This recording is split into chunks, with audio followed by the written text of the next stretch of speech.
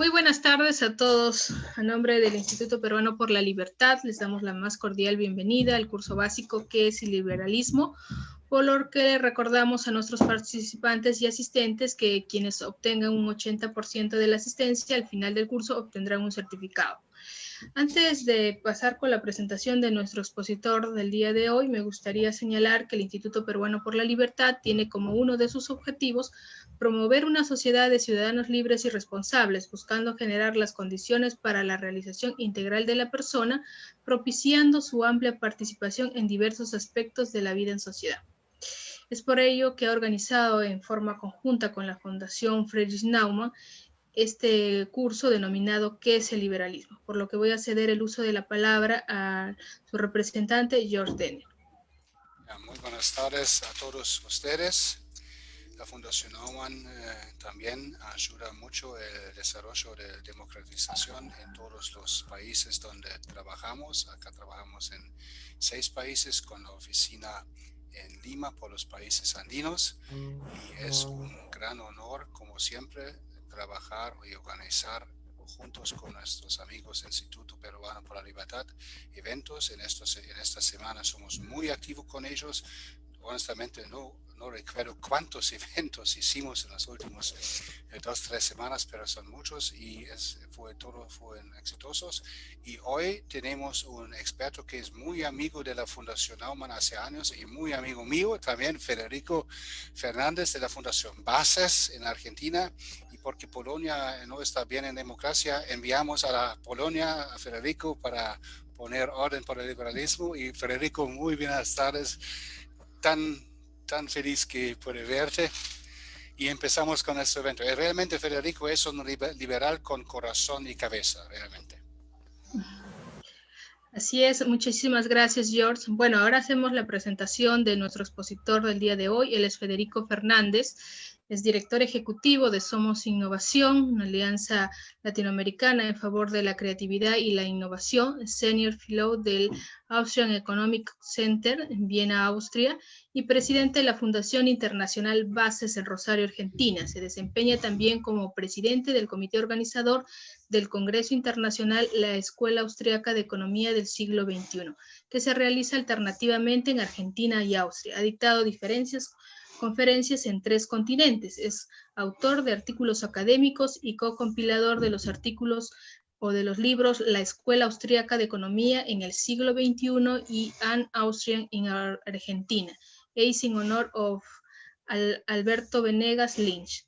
Bueno, vamos a ceder el uso de la palabra a Federico Fernández, quien en esta oportunidad vamos a hacerle algunas preguntas, vamos a hacer un tipo conversatorio y vamos a conversar sobre la innovación para superar la crisis mundial.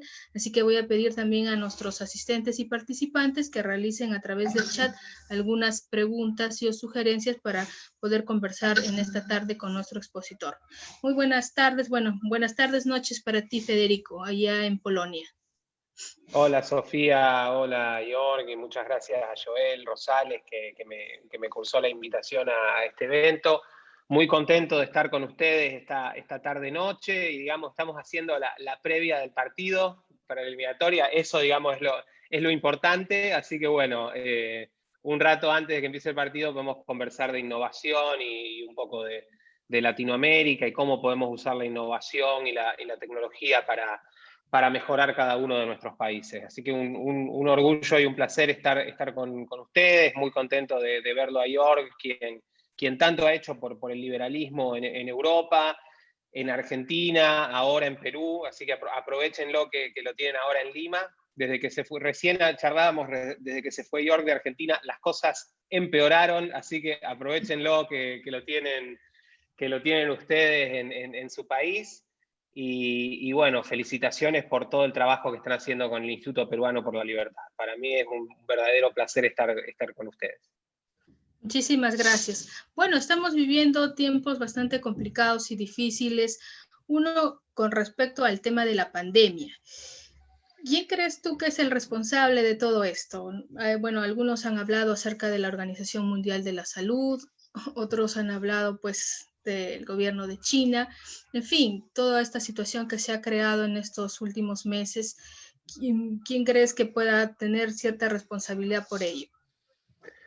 Mira, Sofía, es la pregunta del millón. Es difícil contestarla. Yo creo que vos hiciste muy bien mientras la estabas formulando cuando dijiste el gobierno de China, porque a veces se culpa a China, que es un país de más de 1.000 millones de habitantes, que supongo que la mayor parte de sus habitantes deben ser gente, como en todos lados del mundo, gente que quiere vivir su vida pacíficamente y que quiere progresar, pero desgraciadamente tienen un gobierno de partido único, ese partido es el Partido Comunista, así que no hay que olvidarse de eso. Yo no sé verdaderamente qué pasó en China y creo que nadie lo puede saber porque, digamos, hay un bloqueo de información absoluto, no tienen ni siquiera Facebook, empecemos por esa digamos, por el principio, no hay ni siquiera Facebook o Twitter en China, entonces es difícil saber lo que pasa allí. Lo que pasó, yo estoy seguro que nos vamos a enterar dentro de mucho tiempo, pero lo que pasó fue muy malo y la connivencia de China con organizaciones como la Organización Mundial de la Salud creo que también fueron bastante complicadas. Nosotros como Fundación Bases, de hecho te comento, participamos de una carta de coalición que firmaron muchos grupos a nivel mundial justamente para pedir explicaciones de qué sucedió, o sea, por qué la Organización Mundial de la Salud hizo prácticamente de vocero del Partido Comunista Chino. Eso sería también muy interesante que nos podamos enterar. En cualquier caso, Sofía, independientemente de quiénes fueron los responsables, que es muy importante que lo sepamos, también tenemos que nosotros mirarnos, digamos, a cada uno de nuestros países. Nosotros, a ver, en Latinoamérica prácticamente en todos lados, con la excepción de Cuba y Venezuela, digamos, tenemos en todos nuestros países tenemos democracias, supuestamente somos países que viven en libertad relativa, o sea, hay algunos problemas, pero somos todas democracias funcionando. Y bueno, ni hablar cuando nos extendemos a democracias más sólidas que las nuestras, países más libres que los nuestros, y la verdad que va a haber muy poco de lo que nos podemos poner orgullosos cuando evaluemos esta pandemia, porque la situación ha sido que, con la excepción en Occidente, básicamente con la excepción de Suecia, nadie hizo lo que siempre se hizo cada vez que había un problema de salud de este estilo, una epidemia, que es lo que hizo Suecia, o sea, valga la redundancia. O sea, el país que hizo las cosas como se hacían siempre fue Suecia. Todos los demás no tuvieron mejor idea que imitar de una forma más tosca o menos tosca el modelo que impuso el Partido Comunista Chino en China. O sea, y eso la verdad que fue básicamente el de encerrar a la población. Hemos visto imágenes incluso de gente a la que le soldaban barrotes para que no pueda salir de la casa, o sea, pasaron cosas espantosas. Entonces, eso creo que, digamos, también es algo que tenemos que no solo preguntarnos, sino también tenerlo muy, muy en cuenta. Yo soy muy optimista en general, digamos, por la situación de la humanidad. Creo que estamos en un camino de progreso y vamos a seguir progresando, pero la verdad que este año es una luz de alarma muy fuerte porque no creo que el COVID o el coronavirus sea algo equivalente a una epidemia de virus ébola o algo por el estilo, y la verdad que la respuesta de los gobiernos ha sido como si hubiéramos tenido una pandemia de ébola mezclada con explosiones nucleares a nivel mundial. Y eso es lo triste, Estamos todos encerrados todavía por algo que aparentemente tiene una mortalidad muy, muy baja y que no, digamos, no es ningún chiste, hay que tener cuidado, pero las cosas que hicimos, la destrucción de libertades, la destrucción económica que hicimos, quizás, mejor dicho, quizás no, estoy seguro que ha sido completamente asimétrica respecto del problema que había. Y eso es algo que en todos los países de Latinoamérica y en Occidente en general tenemos que pensarlo seriamente, evaluarlo y tratar de que no se repita nunca más, porque no se dudó un segundo en destruir todas las libertades individuales, la libertad de movimiento, las libertades más básicas, porque supuestamente había una pandemia que iba a venir a acabar con la humanidad.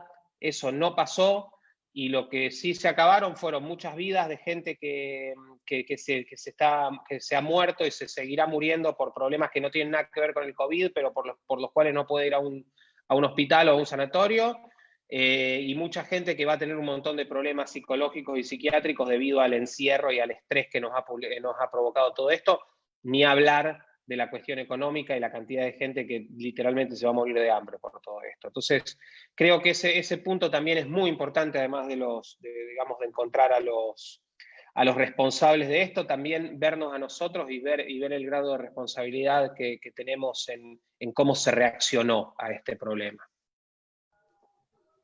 Bien, yo creo que has tratado un tema importante porque ha habido distintas reacciones frente al tema de la pandemia. Por ejemplo, ¿qué opinión tienes respecto a las medidas adoptadas por Trump? Obviamente hubieron posiciones en las cuales, si bien es cierto, se lucharon por las libertades individuales y porque algunos países no cerraran sus fronteras, pero hay otras que también de alguna forma estuvieron contradiciendo un poco lo que decía la Organización Mundial de la Salud. Bueno, la Organización Mundial de la Salud ha dicho muchas cosas, digamos, y se han contradecido a ellos mismos, porque, digamos, febrero, marzo, bueno, en febrero supuestamente no pasaba nada, en marzo más o menos, en abril teníamos que encerrarnos todos para siempre, y en octubre, el 13 de octubre, si no recuerdo mal, dijeron que los confinamientos son un error muy grave y que no hay que repetirlos ahora en esta supuesta segunda ola que está empezando en el hemisferio norte. Entonces, bueno, la Organización Mundial de Salud. Respecto de Trump, a ver, no soy un experto, lo único que puedo decir es que creo que, al menos en su retórica, algunas cosas que dijo eran más o menos razonables, siempre como mínimo, al menos de la boca para afuera, se expresó en contra de los confinamientos. Después, y a ver, creo que esto es algo muy positivo de los Estados Unidos. Estados Unidos es un país absolutamente federal y el presidente es muy difícil que tenga un mandato como para imponer un confinamiento a nivel nacional o algo por el estilo. Entonces, lo que hemos visto es que distintos estados han reaccionado de distintas maneras a este problema. Algunos, no sé, como Florida, por ejemplo, han sido mucho más abiertos y han tratado de no hacer confinamientos prácticamente, y otros han sido mucho más restrictivos. Es muy interesante ver que las famosas curvas, tanto de contagios como de fallecidos, son prácticamente idénticas en todos lados. Hay algo que en parte hasta ahora el gobierno, que hemos visto que ya ahora que ha pasado el tiempo podemos ver de cómo se desarrolla esta enfermedad, que las curvas se dan más o menos lo mismo en todos lados. Ahí lo veo a Jorg, ya termino, Jorg, y te paso la palabra. Y el otro punto es que es difícil cuando si yo te muestro a vos, Sofía, un gráfico de un país X y te pregunto, por ejemplo, ¿cuándo se impuso un confinamiento o cuándo se aplicó la medida de máscaras obligatorias, es muy difícil de detectar en ese gráfico, porque la verdad sube hasta que en un momento se estabiliza y empieza a bajar. Este es un virus nuevo y, digamos, somos muy ignorantes respecto de lo que pasa. Lo que no implica, digamos, pero con esto no estoy diciendo que las medidas que se tomaron están justificadas. Creo que son absolutamente injustificadas. Sí, George creo que quería participar.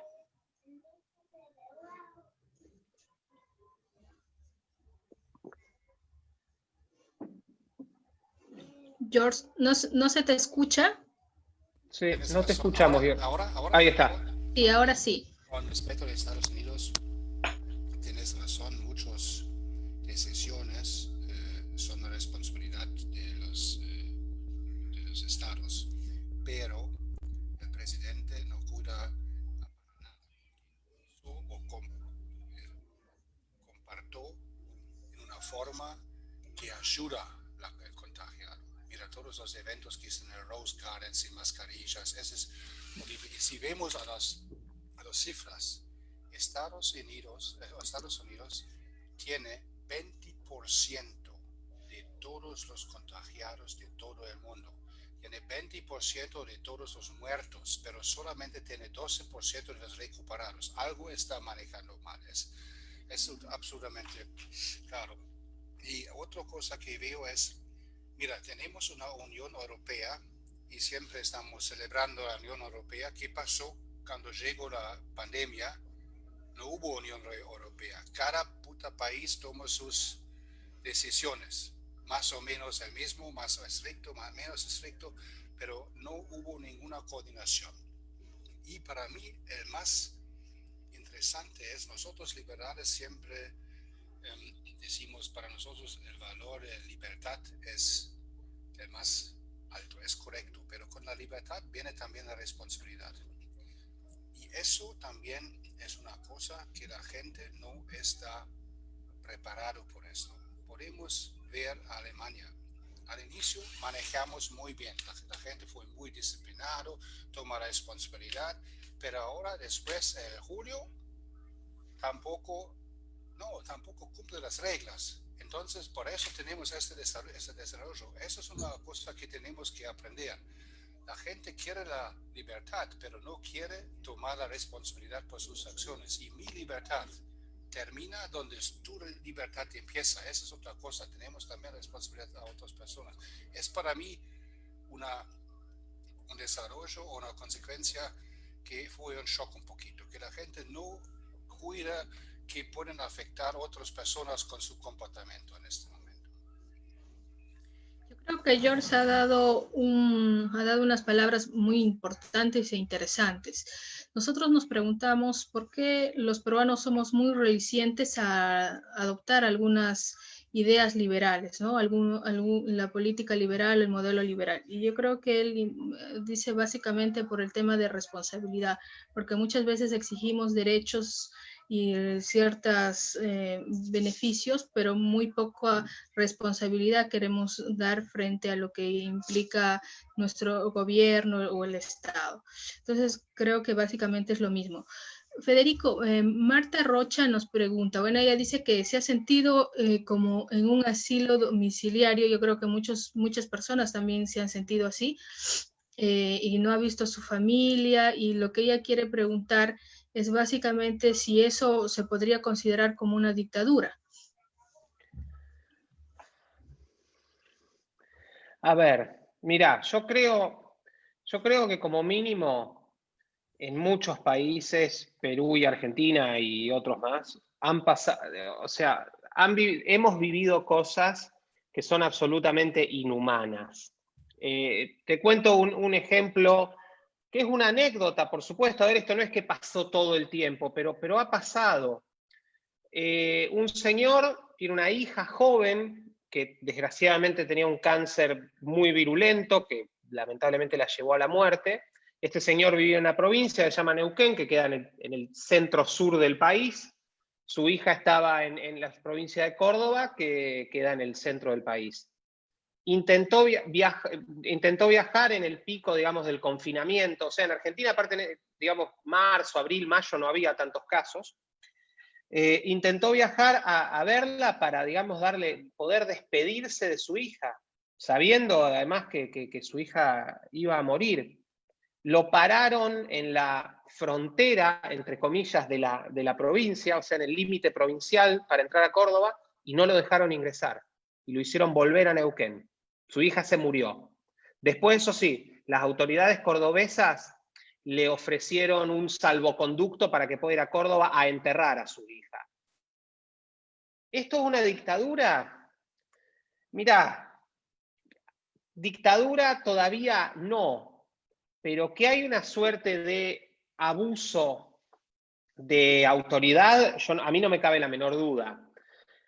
Justamente hablábamos del ejemplo de Estados Unidos. En Estados Unidos está este señor que no sé por qué se ha vuelto tan famoso, se llama Fauci, de apellido, que es un médico, que no sé, que era algún tipo de asesor de Trump o no sé qué, que ha dicho muchas cosas respecto de este tema del coronavirus.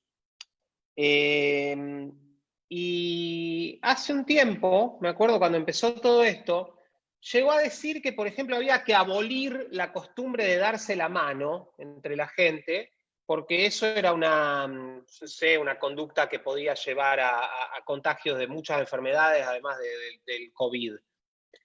La verdad es que una persona, esto muestra, digamos, lo que decía Lord Acton, que el poder corrompe y que el poder absoluto corrompe absolutamente. Este ejemplo lo muestra muy bien, que una persona ignota hasta hace 6 meses tenga, digamos, se arrogue el derecho de abolir costumbres que tienen siglos, casi milenios. La conducta de darse la mano viene, digamos, creo que de los romanos de antes, y tenía que ver con mostrar que uno no tenía ningún arma en su mano, entonces por eso se estrechaban las manos, para mostrar que no tenía un puñal. Que como te decía, que una persona haya decidido, o sea, quiera decidir sobre nosotros para abolir costumbres, impedirnos ver a nuestros familiares. A ver, eso muestra. Yo no sé, o sea, yo no me atrevería todavía a decir, y por suerte, que estamos en una dictadura, pero ha habido comportamientos dictatoriales por parte de los gobiernos. Ha habido muchas cosas que son muy preocupantes y peligrosas. Si querés, Sofía, y a ver, digo, para que no nos terminemos digamos, de deprimir, si querés podemos pasar un poco también a hablar de temas de innovación y más, digamos, del lado, digamos, de cosas más positivas que están pasando, pero como quieras, por favor, si querés que sigamos charlando de la pandemia, seguro, no hay ningún problema. Lo que sí, como te decía al principio, no hay mucho que poner para ponerse orgulloso en este tiempo y de lo que está pasando. Y lo que ha pasado en Occidente, imitando a las políticas del Partido Comunista Chino, es muy triste. George. Sí, bueno, tienes razón, pero también tenemos que admitir que ningún país fue preparado por esta situación. Mira, tenemos muchos catástrofes antes, tsunamis, terremotos, con cambio de clima, pero nunca teníamos una situación que casi afecta a todos los países en todo el mundo casi al mismo tiempo. Eso es número uno. Pero para mí preocupa que los gobiernos no escuchan a otros gobiernos que tienen éxito. Por ejemplo, Corea Sur es un ejemplo por éxito. Uruguay es un ejemplo por un éxito. Y no sé si es una dictadura, para mí es incapacidad. Es incapacidad y una cabeza cerrada, no escuchan. Yo siempre digo en Perú es el único país donde los perros tienen más derechos que los niños. Los niños solamente tienen el permiso caminar 30 minutos y 500 metros de su casa por día. Pero con el perro puedes caminar cada día no sé cuántas veces como quieres. Es una locura. Y también algunos gobiernos, especialmente el gobierno del señor Vizcarra, tomó decisiones que son contraproducentes y como él no conocía el país. Si la gente vive de un día de otro y recibe plata un día de otro, no se puede comprar cosas por una semana, es imposible. También creo que 38 o 40 algo por ciento de las casas tienen refrigeradores. ¿Cómo es posible eso?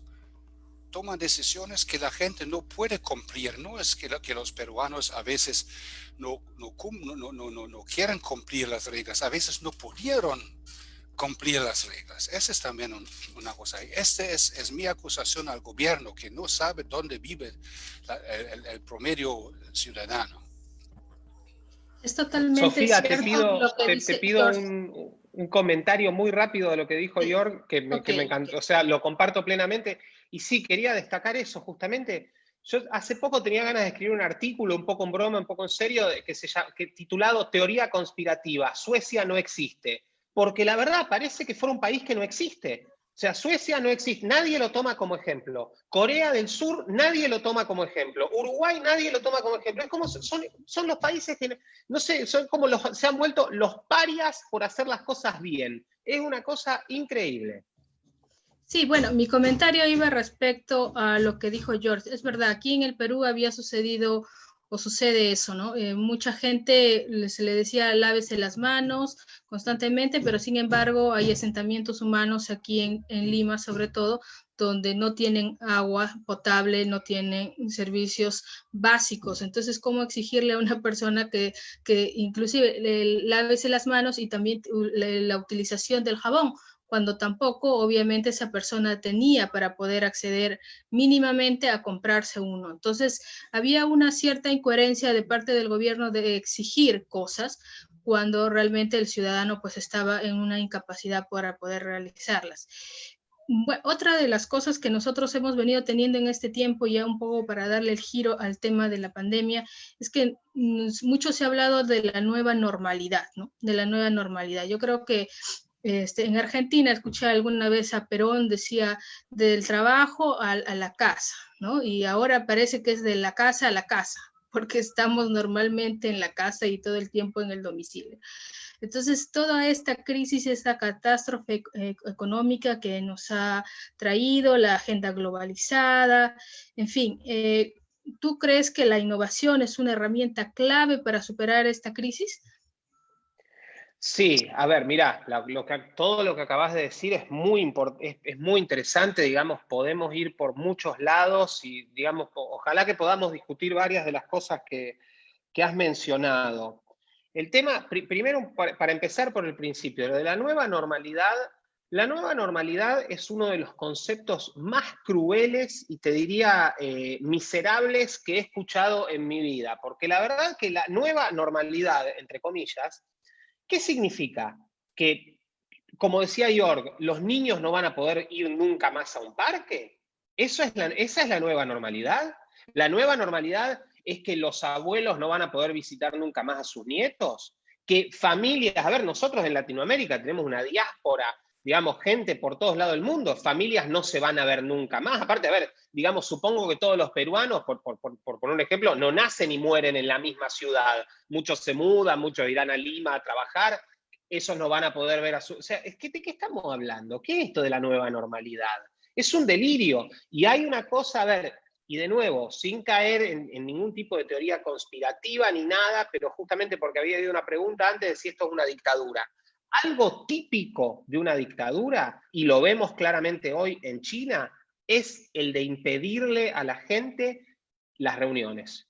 La dictadura te quiere atomizado, o sea, no te quiere como un individuo, porque un individuo es libre de asociarse, te quiere como un átomo, te quiere perdido, esparcido, viste, inconexo con el resto, y digamos, mucho de todo esto de la nueva normalidad impulsa eso, impulsa que estemos separados, disgregados, que no pueda haber ningún tipo, o sea, como mínimo, y yo no estoy diciendo que esto sea un plan, digamos, prefabricado y ahora impuesto, pero las consecuencias de esto pueden llevar, digamos, a un empoderamiento del gobierno muy grande. Entonces, esto tengámoslo en cuenta. Y el tema de que la gente no se pueda ver es muy peligroso en muchísimos sentidos. Y empezando, digamos, empecemos por el principal, desde lo humano. Somos seres gregarios, o sea, y la vida, además, la vida no es una cuestión únicamente biológica. Yo no puedo encerrar a alguien, darle vitamina D y comida y agua y tenerlo metido en un cuarto y decirle, pero vas a vivir como mínimo hasta los 75 años de esta manera. Eso no es vida.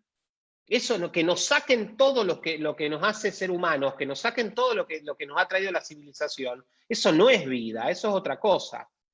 Así que bueno, eso para comentar rápidamente lo primero que mencionabas.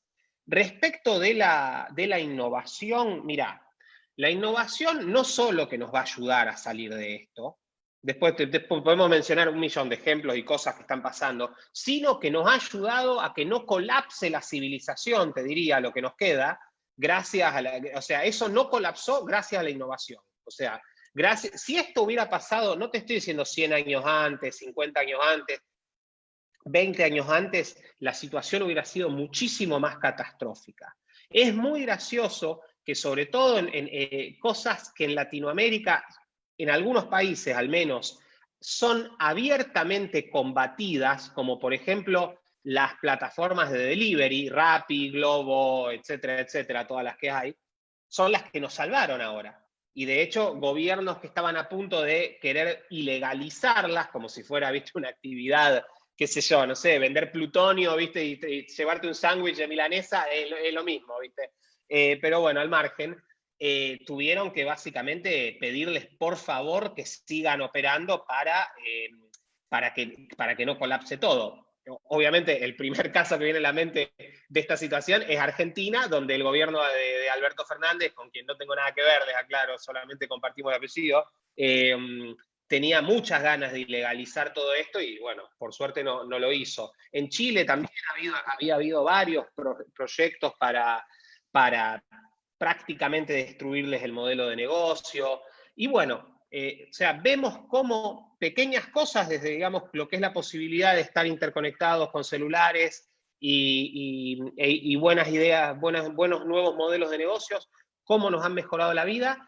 Y yo creo que, a lo que tenemos que apostar ahora, más que nunca, es a dejar que los innovadores justamente innoven.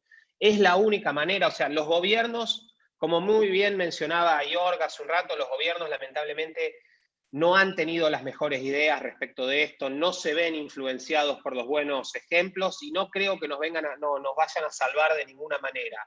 Lo que a mí me da muchas esperanzas es lo que los innovadores han hecho, están haciendo y harán, y sí lo que podemos aprovechar, digamos, para tratar de sacar algo positivo de todo esto que está sucediendo, algo bueno, y esto, por ejemplo, en países como Estados Unidos y otros también de Europa, se dio durante la pandemia, dado que la pandemia nos puso en una tensión tan grande y generó un problema tan grande, obligó a muchos gobiernos a tener que bajar la carga regulatoria de muchísimos, no estoy diciendo impuestos, carga regulatoria simplemente, o sea, sacar burocracia, porque justamente no se podían hacer las cosas como se hacían antes de que empezó la pandemia.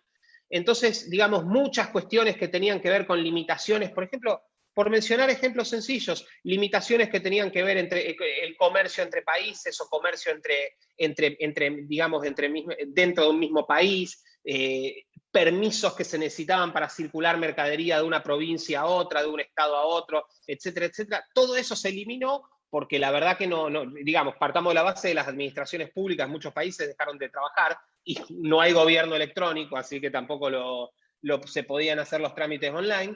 Entonces, bueno, muchas de esas regulaciones se eliminaron. Es muy importante que nosotros, aparte como liberales, no puede ser siempre que los estatistas aprovechen las crisis. Nosotros también las tenemos que aprovechar y el reclamo por bajar la regulación, bajar la burocracia, mostrar cómo muchas regulaciones verdaderamente no sirven para nada, salvo para entorpecer, o sea, es lo único, cumplen una sola función, entorpecer, pero no sirven para nada. Muchas de ellas se borraron de un plumazo durante estos meses y no pasó nada, digamos.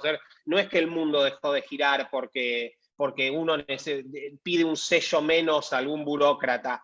Entonces, todo eso, como mínimo, aprovechémoslo, mantengamos las cosas que se han desburocratizado y tratemos de profundizar por ese lado. Y una última cosa, y perdón si me extendí demasiado, Sofía, vos decías el tema de la innovación y cómo nos puede ayudar. Un ejemplo, por favor, este es un ejemplo menor, pero creo que es muy, digamos, es muy esclarecedor. Hay una compañía que creo que, a ver, en Argentina está presente, en Perú supongo que también, se llama Ticketmaster, que es una compañía americana, y te imaginarás, vende básicamente su negocio, es vender entradas para recitales, eventos al aire libre. Bueno, pobres no, este año, de hecho creo que leí, les bajó 95% la recaudación este año, no les está yendo muy bien. Bueno, están planeando ya para el verano del hemisferio norte del año que viene, el verano 2021, y están buscando formas de generar espacios probados sin COVID para los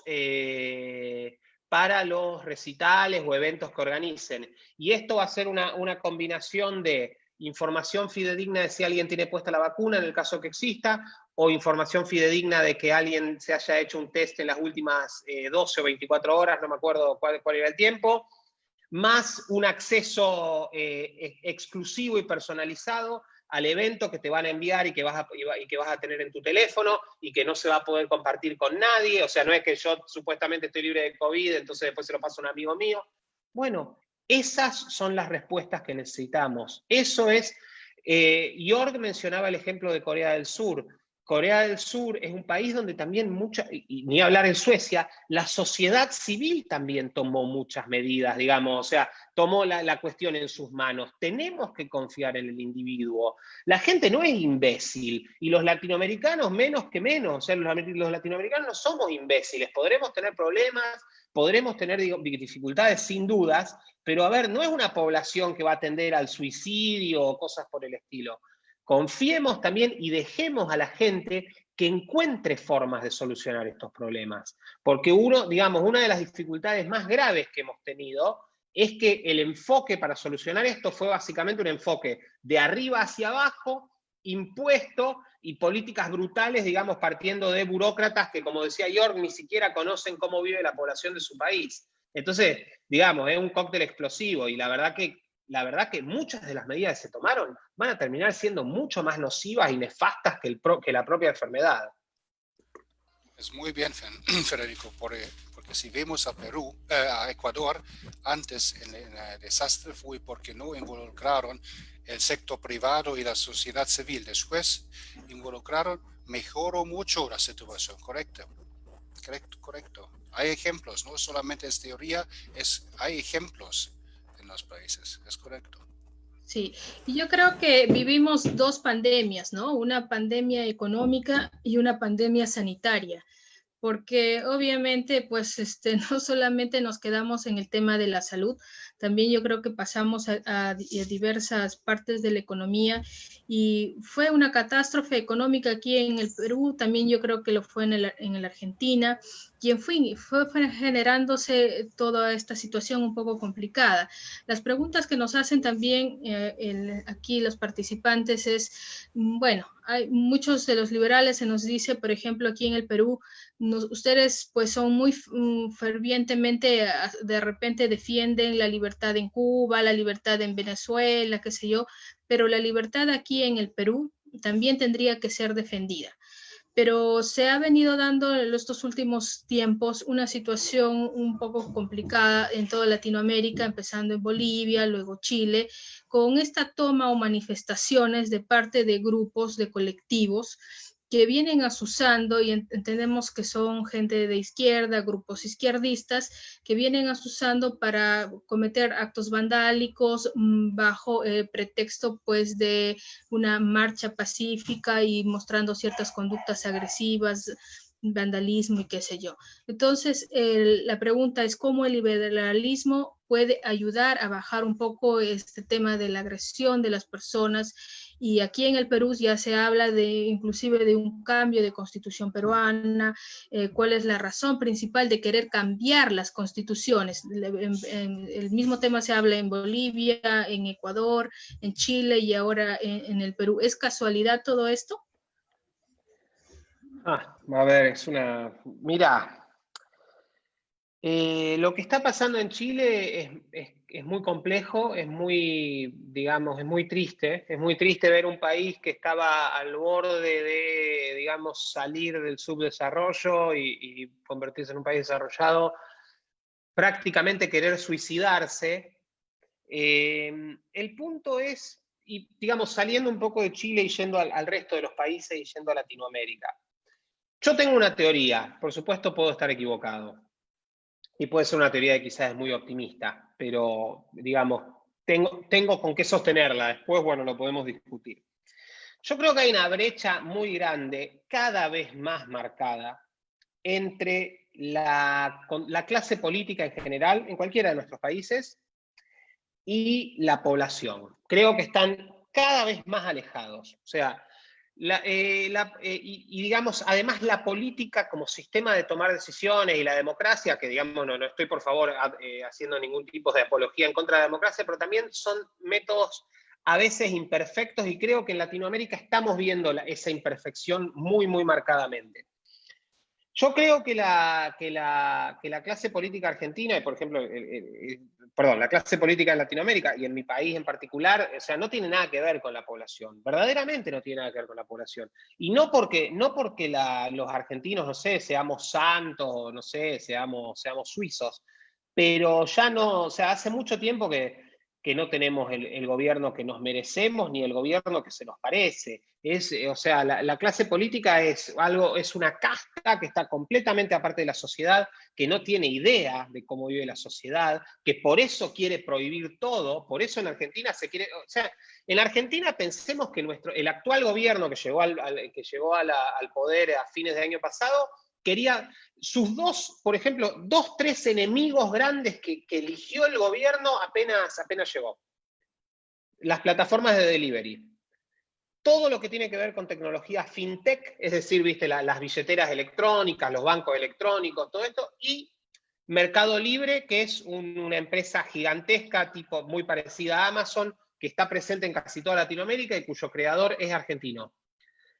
Las 3 cosas, vos fíjate, pero esto te juro, no es un invento mío, o sea, no es que los elegí a propósito, son los 3 enemigos que eligieron. Vos fíjate, son las 3 cosas que prácticamente nos salvaron, o sea, son de las 3 cosas más importantes para salvarnos en la pandemia. O sea, gracias a las billeteras electrónicas, gracias a la industria fintech, digamos, mucha gente pudo seguir tanto recibiendo pagos como pagando cosas.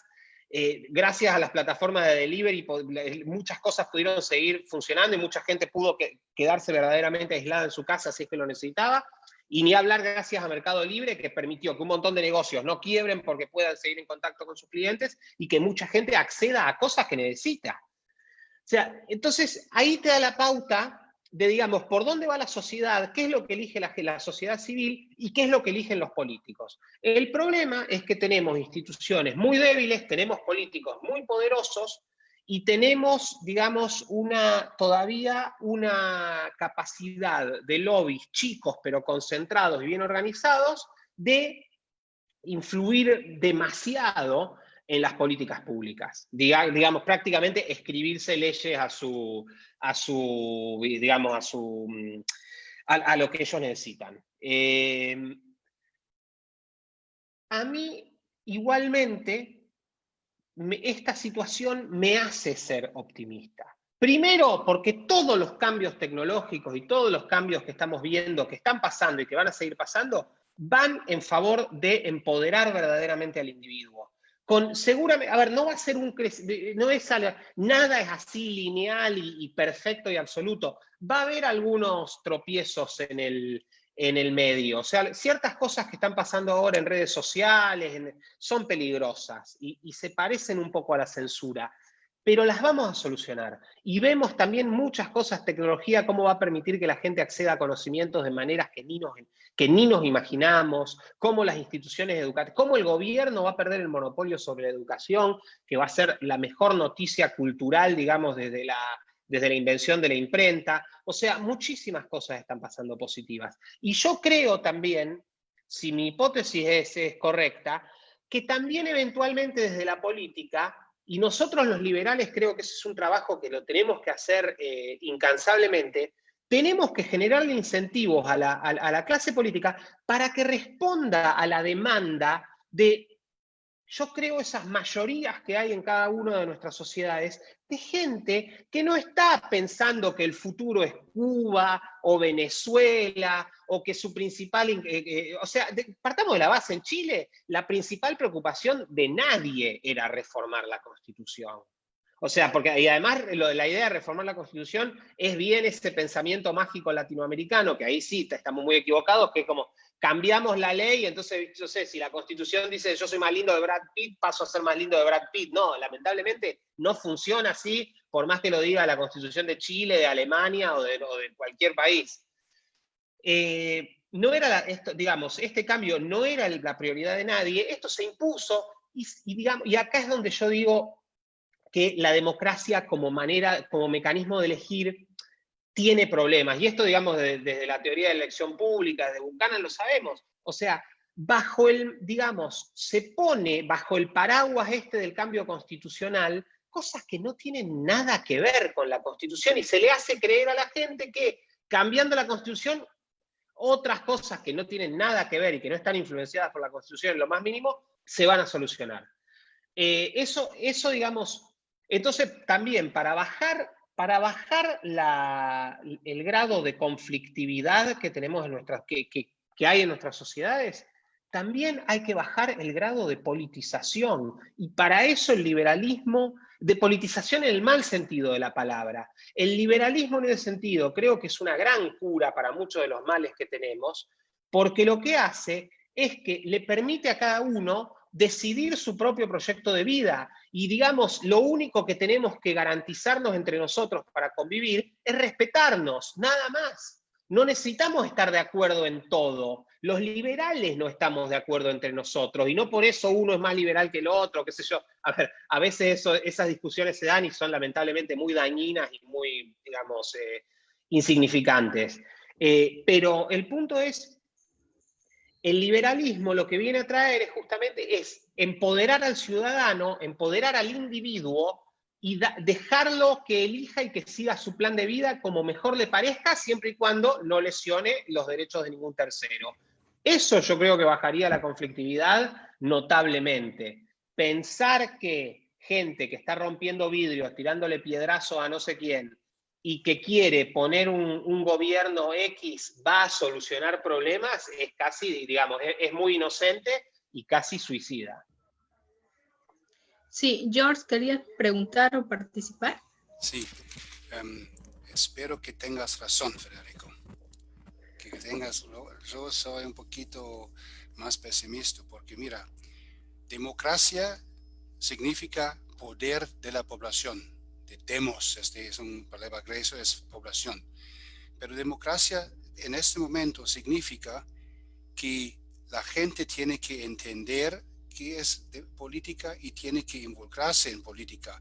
Y no como en muchos países, ok, votamos cada 4 años y ustedes políticos hacen democracia, hacen Ese no funciona. Una democracia vive de debate y, como vos dijiste, de distintas opiniones. Es intercambio de opiniones. Eso es número uno. Número dos es, si miramos qué está pasando en el mundo, hablamos del populismo mucho. Mira, tú vives ahora en Polonia. El populismo en Europa es nacionalismo contra democracia. Acá en América Latina es socialismo contra una economía de mercado. No hay ningún ejemplo en toda la historia del mundo donde funcionó nacionalismo. Toda la mierda que vino a la Europa vino de nacionalismo. No hay ningún ejemplo donde el socialismo o comunismo funciona. No hay ningún ejemplo. No vimos olas de refugiados llegando a Cuba, a Venezuela, a China, a Rusia, a Corea del Norte, no. Entonces, pero la gente vota por esos, vota en contra del desarrollo y en contra de la experiencia que tenemos. Esa es una cosa. Y tenés razón, hoy es muy fácil recibir información con el internet y todo. También recibir desinformación, claro, pero la gente es demasiado cómodo. Ok, ustedes son responsables, hacen todo y nosotros quejamos y criticamos, pero no hacen nada. Ese no funciona. Ese no funciona. Y ese es el gran problema que tenemos nosotros liberales, porque nosotros liberales, como vos dijiste, tenemos la imagen que la gente está informado, participa, pero ese es un grupo pequeño. Es un grupo pequeño. Y la preocupación que yo tengo es que vamos a, presionar de ambos lados, de la derecha y de la izquierda. A otro lado, en el sándwich, siempre que está en la mitad es el mejor, porque es la carne. Pero ese es el problema que tenemos. Así es, yo creo que es bastante cierto lo que dice George. No hay ningún país socialista o comunista que haya podido crear riqueza. Y ninguna de las políticas de las que ellos hablan genera ningún tipo de riqueza, todo lo contrario, ¿no? Es caos y destrucción. Bueno, en el Perú también se dio ya hace algunos años, y creo que también ahora se ha venido dando, el hecho de que se nos diga, sé tu propio jefe o crea tu empresa. Entonces, lo relaciono un poco por los comentarios que hacen nuestros asistentes y bueno, mucha gente creaba su pequeño negocio, consolidaban economías familiares, pero sucedía que tenían que prestarse dinero de un banco, el banco les otorgaba un crédito y finalmente pues ellos trabajaban para pagar el préstamo del banco y se generó todo un círculo vicioso.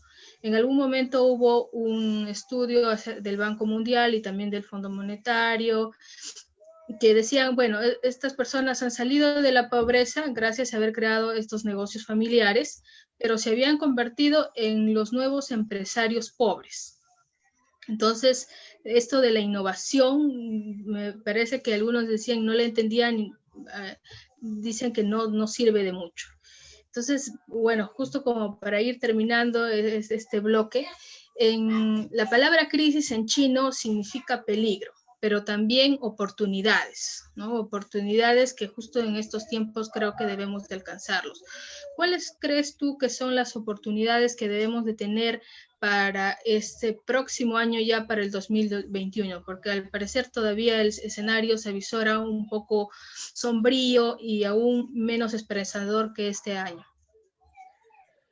A ver, Sofía, voy a tratar de ser breve porque, digamos, 9 minutos empieza el partido, eso que es lo importante.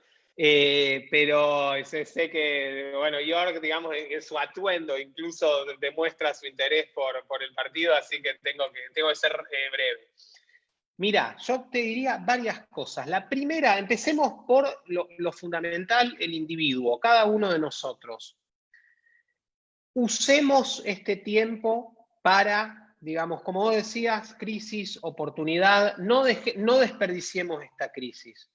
Usémosla para mejorar nuestro capital humano. Hoy podés acceder a conocimiento, a muchísimas cosas, podés aprender prácticamente a programar, podés aprender un montón de cosas gratis por YouTube prácticamente y en otras plataformas, pero o sea, para ser una que conocemos todos, por YouTube tenés cursos, podés aprender respecto de inversiones.